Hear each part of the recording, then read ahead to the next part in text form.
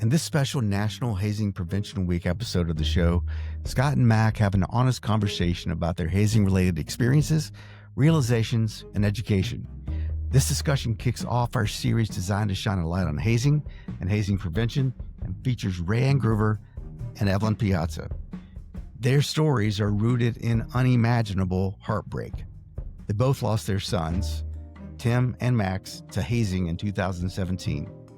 Yet out of that grief has come purpose and determination. Today, they lead with courage and conviction, raising awareness, shaping laws, and challenging all of us to build safer communities. This is a conversation, and this is a series that's about loss.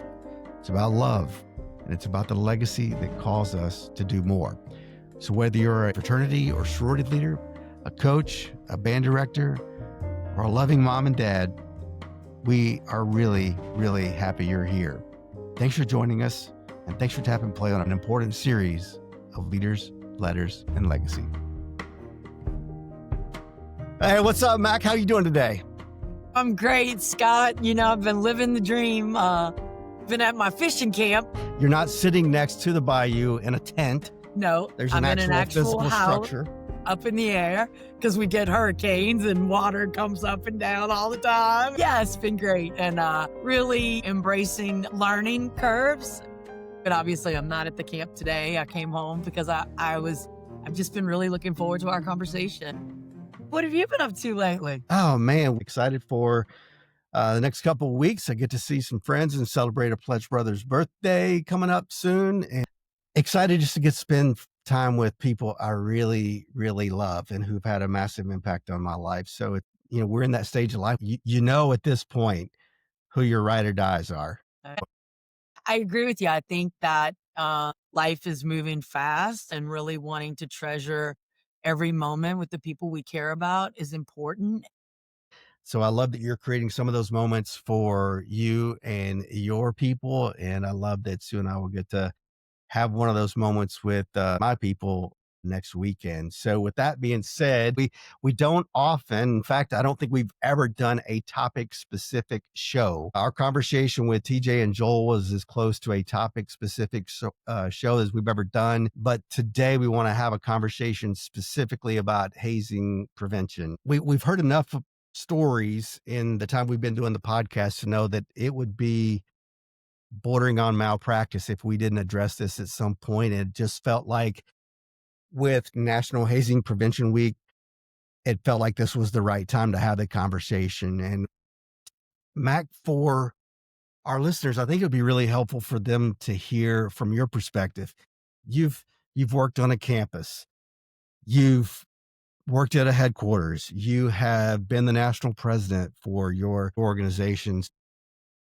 You bring a unique perspective to this conversation. So maybe talk about how those three experiences and even your collegiate career, how it informed your take on hazing. And Well, I think in today's world, when we think about hazing, we think about fraternities and sororities. But my first experience with hazing actually happened in high school. I went to a small private school in our little town of Buras, and freshman initiation was a thing like that our school did. And it was, all the things that you hear today, minus alcohol and drugs, was during the school day.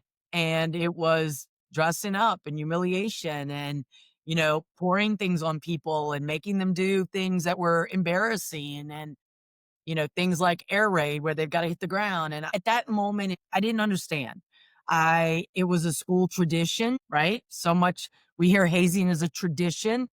And I remember one of my friends, we grew up in a place where pogie is the most horrible smelling fish when it is cooked down to its oil. And they went and got pogie juice and poured it on them. And I remember the stench in the car. And I didn't really understand. So I go to college, join a sorority. We did have hazing, and it was a campus-wide event. Nobody really ever talked about. We didn't go to hazing education. We didn't have speakers. We didn't have any of that. And so I remember, I went through it. I thought we were supposed to, and that's what we were going to do. And alcohol was not involved, but I remember our initiation wasn't what was special, it was getting through Hell Night. And, and then when the next class came through, I mean, we participated in that as well, and I have to take responsibility, but all we were told was whatever you have them do, you have to do too. So, I guess I'm trying to explain that sometimes we get put in situations where we don't always understand. That Yeah. doesn't excuse my participation in any of that. What it does is that I had to become educated, and what actually happened was one of my new member sisters called me one day and said, "Hey," she was in grad school, I was a new professional. She said, "You need to read this book called Broken Pledges by this guy named Hank Newer." And I said, "Okay." She said, "It's about a kid named Chuck who wanted to be in a fraternity, and he had to drink, and he drank himself basically to death, right? And nobody realized they put him to bed. Happens often." Read the story, and then I met his mama, and it changed my life. And ever since then, I've worked really hard to try to make sure that hazing practices aren't a part of any environment that I can help to prevent, right? Conversations, whatever that looks like. So I guess I try to explain it from that lens, Scott, because I don't ever want people to think, oh, Marianne, I mean, I was in school with people, right? For them to be like, oh, we did this and it was so much fun. Yeah, it wasn't. I mean, it was something that now we look back and we're like, God, things could have gone really awry and somebody could have gotten hurt or killed. Never the intention. But and I turned it into I wanted to understand ritual and rites of passage. And we all have a need to transition from one phase to the next, right? How can we do that by helping people to learn? There's nothing wrong with helping folks to understand and appreciate and learn about our organizations. You don't have to treat them like shit to do it. Yeah. That's the Yeah. bottom line for me. In the simplest of terms, that it's really just about treating other people the way you want to be treated. You mentioned something as you were telling your story there about getting educated.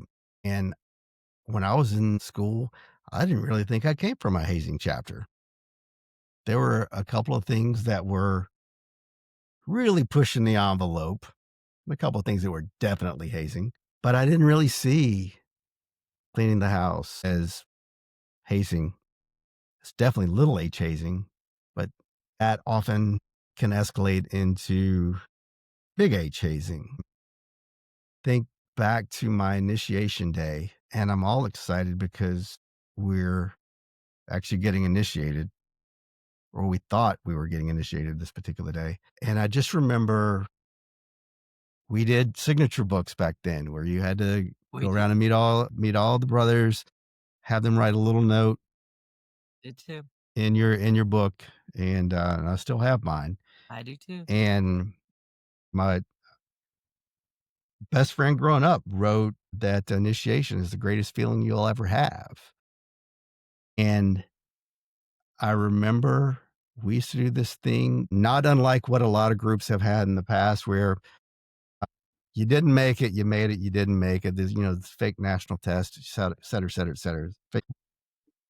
I hesitate to even tell the story because I don't want a college student to hear this and think, God, that sounds like a great idea. But, there's a pretty climactic moment in this experience and where all of a sudden you do realize that you're going to get initiated and it is a complete mind fuck. That's the only way to say it. And I remember what I felt in that moment and I was like, okay, so is that the feeling I was supposed to be the greatest feeling or is that still to come? Then they're like, all right, it's time for our initiation ceremony. So we go upstairs in our chapter room at our house and we go through the initiation ceremony. It's beautiful and it's amazing. And I remember that didn't quite feel as good as what was happened downstairs. And I just remember having somewhere between guilt and confusion is what I remember feeling. Was what I felt earlier that was not being initiated, was that supposed to be better than these other things that were part of our initiation? And I just remember feeling a little bit of guilt in Mhm. that because getting the badge, learning the grip, learning all our secrets. None of that felt quite as climactic.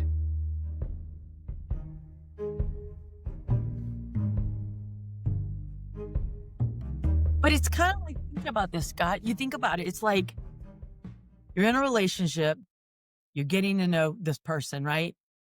And they're saying, I love you. I love you. I can't wait to spend my life with you, right? This is about a journey. Then you say yes, you're gonna make a commitment, you're getting married. But the week before the marriage, I'm gonna treat you like crap. And then that wedding day is just supposed to be magical. And somewhere in the process, we mess up the rhythm of the passage. And we can convince ourselves, "Oh, it's about earning, it's about making them feel special, it's about blah, blah, blah." It's not about them at all. It's about us. A hazer, a person who's hazing, it's about them. It's about the power they feel. It's about, "I have power over you. I'm at a status that you want to be. And in order to get here, you've gotta do whatever I say." That's not brotherhood, that's not sisterhood, that's not team building, that's not teams, right? That's not any of those things.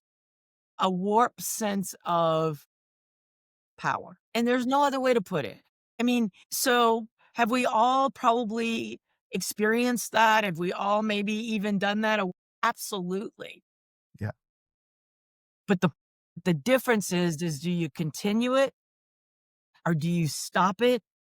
You do everything you can to help that change happen, right? And so, I mean, I go through my own thoughts about I got every book on the shelf, you know? And I think that we all have to continue to revisit in our lives, what is it that we're all put in different situations. How do we use those situations for good? As opposed to whatever else. So I don't know how this will be received. I'm not sure. I'm sure people will have a lot of opinions about what we've said and talked about today. But all I know is that no parent, no friend, no sibling, no anybody should have to go through what Rayanne and Evelyn and their families have gone through. And I don't care what you think about what you know or what you heard or what you think or what stories. At the end of the day, they were two sons who had families and they're not here anymore. And it was all because somebody decided they had power Yeah. over them.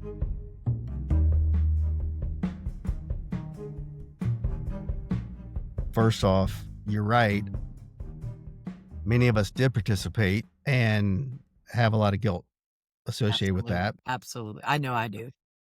Yeah. I thought, you know, some of the stuff I thought was amazing. No, it's not. In many cases, we're taking a very fragile mind in the palm of our hands. And especially given this, the mental health crisis our country is in at the moment, that is a risk that is a really powerful risk we should not be taking. From a humanity perspective, we should not be taking Absolutely. that risk. So, so there's that. But the other two things that you have me thinking about is having dinner at one of our chapter houses with, I was his assistant, the district chief back in Nashville. Bill Berry was his name, and one of my beta mentors. And he and I are having a conversation with a young man. It's a debate about hazing. And he's heard all the questions he's going to hear. And he finally just slams his hand on the table and just yells, "I gotta earn it," and storms off. And Bill, in this kindest, most tender voice you can imagine, it's like, "Oh, we have to help him understand that you earn your badge every day." And that has stuck with me for over 30 years now. And I don't know if I ever heard him say it before or since, but it was a powerful statement. But the other thing you got me thinking about is when you know better, you do better. And one of the most transformational educational experiences I've ever had was 2 hours with Dave Westall, 1995. And I'm a new consultant on Beta staff. thinking I'm hot shit and everything's good, and frankly thinking that Beta had a monopoly on All Stars. And got there, and this man came out and absolutely rocked my world, and I could not believe how glued to every word I Yeah. was. He spoke to us in a way that was not only entertaining and wildly engaging, but fact based. Yeah. I mean, it's just an absolute fact based argument that he made against hazing. And that changed my perspective on little h hazing, big H hazing, anything that you could say falls under the umbrella of hazing completely changed my perspective on it from that afternoon on. Scott, I've even reflected on things like blindfolding, for example. I mean, people, when I start talking about candles and, robes and all the things, people Yeah. are like, how do you know all that? But, you know, blindfolding for the longest time, I was like, well, it's about the surprise, right? But when you look at the psychology behind it, the anxiety it creates in folks, is that worth the surprise? Does that does that really create a more connectedness? You understand where I'm coming from? Or, for example, it's the drama. I mean, our rituals were written with drama in them, right? I mean, and there's movement and I mean, when you look at all this stuff, especially from a fraternity and sorority lens, you know, you got to look at periods of time and how all this happened. And it was in the dark and we had candles and, the intimacy. It was supposed to create an intimacy. But then we started making it all of these things and the world changed. And I think that's the other thing. We change. And like what you just said, when you know better, you do better. We know that. So it's like sports teams. Well, the new people have to do the grunt work. Or is it that the older people do the grunt work with them, right? Because it teaches a shared responsibility. It's like people tell me all the time, I love that my son has to wear a suit and tie and blah, blah, blah, blah, blah. That's awesome. But when they walk in and I'm doing a new member education presentation and the new member educator and the president are in shorts and flip flops, and all the new members are in suit and ties. I appreciate young men knowing how to dress up, young women knowing how to dress up. I understand all of that. I needed some of that. I needed people to teach me that at my age, right? Growing up. But you should be in a suit and tie too. So it's about modeling. I'll never forget, I was at a campus Mhm. and the advisor of a fraternity stood at the door, as it was all IFC member, all fraternity members. And he stood at the door and every young man that walked by him shook his hand. And if they had a baseball hat on, he'd pop it off. If they didn't take it off, he'd pop it off, right? Because that was a sign of respect. Today it's different. I understand that. This isn't that long ago. And after he popped off the hat a couple of times, they started taking them off, right? And I think that that's where we're trying to figure out, like, if I ask you questions about the history of your organization, and I'm just having a conversation, that's one thing. But if I'm quizzing you, and then as soon as you involve alcohol and or drugs and non-members, the game changes. And I think we don't talk enough about that. I think we're trying to talk about the law. The laws are the laws, right? Now we're finally, I mean, when I talk about Eileen Stevens, if you haven't heard about Eileen Stevens, please go look her up. Eileen, as a one woman mother of a son that she lost, she's the first person that started really going to legislatures and saying, we don't even have hazing laws. And in many states, and in some states, probably still today, it was a misdemeanor with a $50 fine. You know, I think we have to evolve. And that's the bottom line. Right now we're so desensitized to school shootings and killings and all this kind of stuff. At the end of the day, these people all belong to somebody. Somebody loves them. So we got to change it. We're at a place in our world. We have got to start looking at humans as humans again. Mm. Oh, Scott, that's where we are. We've got a lot. Yeah. And again, I know that people who are listening to this, you're going to have your own opinions and that's okay. We want, if nothing else, have a conversation. get a cup of coffee, sit down with somebody and say, "Hey, what do you think about hazing?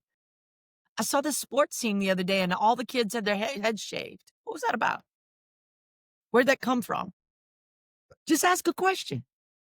Sometimes it is the question, and I think we generally do a terrible job of asking questions and leading with curiosity these days because you and I can't possibly have differing opinions and be friends. Okay.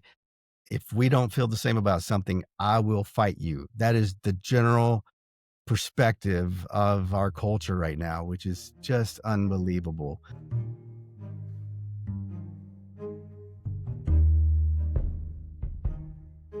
In the summers, when you see NFL teams going back to training camp and you see some of the things that their rookies go through and that they glorify on social media Absolutely. or at the beginning of the NBA season, and you see what they put their rookies through at a public event, it doesn't seem like much. But if I'm a 15, 16, 17-year-old who is on my high school basketball team, my football team, I think that's a really cool thing to do.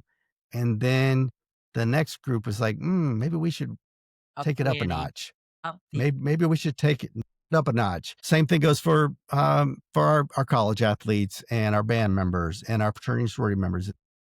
and it's interesting because some people then say, well, the military, what about the military? The military hazes. There's a lot of things that have come to light. And I think people would say, and I've heard some educated people say, the military is a different space in that you're teaching people to go to war. I mean, when you join a fraternity and sorority, you're not teaching people to go to war. And yet, I know the military has also had to evaluate the way that they indoctrinate people. More than anything, it's about, do we evolve as humans and as societies? Do we look at, just because it's always been done, does it make it right? And does it make it effective? And I mean, and I am not speaking from a place of judgment. I am speaking from a place of challenge for myself as well, because I have been through some of these same scenarios and I've had the courage to say things in some situations and I've not in others. And I have admired young people, especially, who have had the courage to stand up and say, this is not okay. And I admire them because I wasn't that person all the time. So I feel like my job as someone who's an educator, who has a platform, who stands on stages and in rooms often, it's my responsibility to help other people be able to ask the right questions and to know when to stop something before someone gets hurt. That's it. I mean, it's that simple. Thanks for joining us for this powerful conversation on leaders, letters, and legacy. As we reflect during National Hazing Prevention Week, let's recommit ourselves to conversations and choices and actions that build safer, more compassionate communities. Together, we can end hazing, save lives, and ensure that young men and women have an experience that is safe, connection-rich, values reinforcing, and maybe even life-changing for a lifetime.